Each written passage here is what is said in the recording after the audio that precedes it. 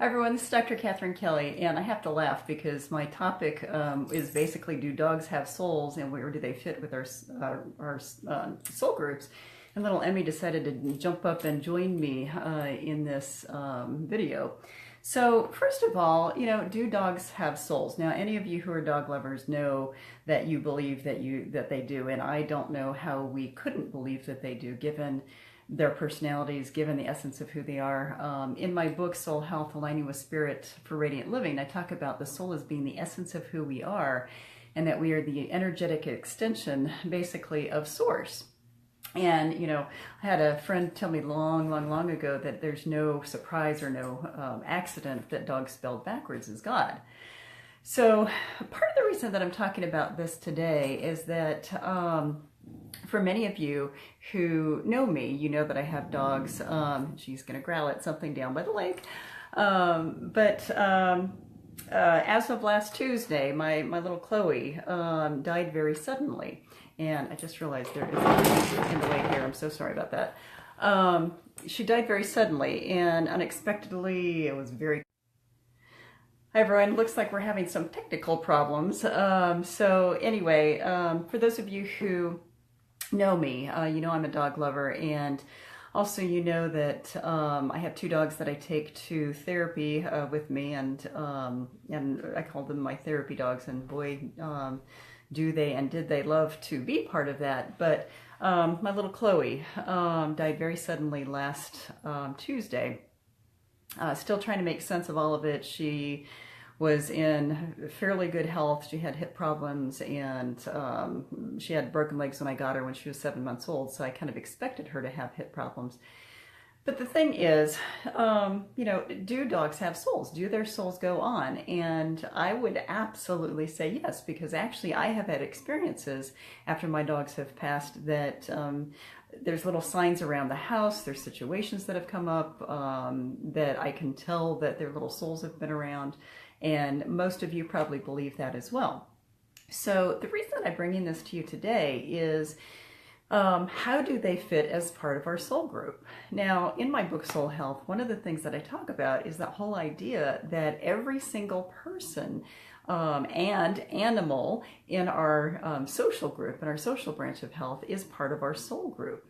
And those soul groups, basically, every single individual in that soul group is there to help us learn and grow. So if we have animals in our lives, of course they help us learn and grow. And whether it's learn how to love more, learn how to be responsible, learn how to have a balanced life, all kinds of things that we learn. And it's that idea of, can we really disclude animals from our social branch? No, we cannot. That soul group, that part of us that welcomes animals into our lives, basically knows that somehow deep down we are going to get something from them, and we're going to give them something, just like any other human soul in our life. So we interact in ways that basically helps us learn and grow. I call it the grand matrix, and that grand matrix has all to do with what we were supposed to learn at that given time. Now, this past week has been, of course, very challenging. And today is probably the first day I can talk about this without turning into a puddle myself, because it has been very difficult and very shocking. And as a therapist who has pets that they bring to work for animal therapy, part of last week was spent breaking the news to a lot of clients, and several of them had been in that day. And so, it's kind of going to be interesting and hard to help them understand and help them kind of grieve their little extra therapist.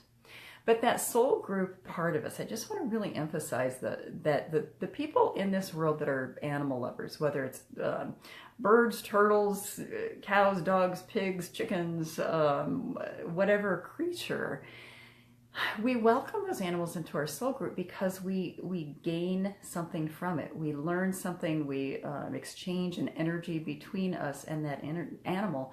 And, anybody who really does a lot of soul work absolutely understands that animals have souls. Now, back again. Sounds like this thing is going to give me a little bit of a fit today for some reason. So again, doing some soul work, being a soul healer, anybody who does intuitive work knows that we can basically tap into the energy of anybody's soul and kind of read that soul in order to get information and help us understand the dynamic we have with them. Now, last summer when I did a bunch of training for soul healing techniques, that actually is one of the things I learned to do, and it has been enormously helpful for me to talk to little Chloe's soul and find out, why did she choose now? Why is it that she left now when she seemed to be doing quite well? And what was it with timing? What was going on with her? She was she was 13, so she was 13 and a half, as far as I know, and she might have been a little bit older than that. So she had a good long life, but she was seemingly healthy for the most part, other than some hip problems, also some skin problems. But again, we're all going to have those kinds of things happen to us when we get older. But it really goes back to, what is it that we believe a soul is? What is it that we believe we do when we interact with other souls? And what are they here to do? What are they here to do for us? How is it that we are able to learn and grow from one another? Because just like we learn and grow from one another as far as humans, we learn and grow from one another as far as animals go.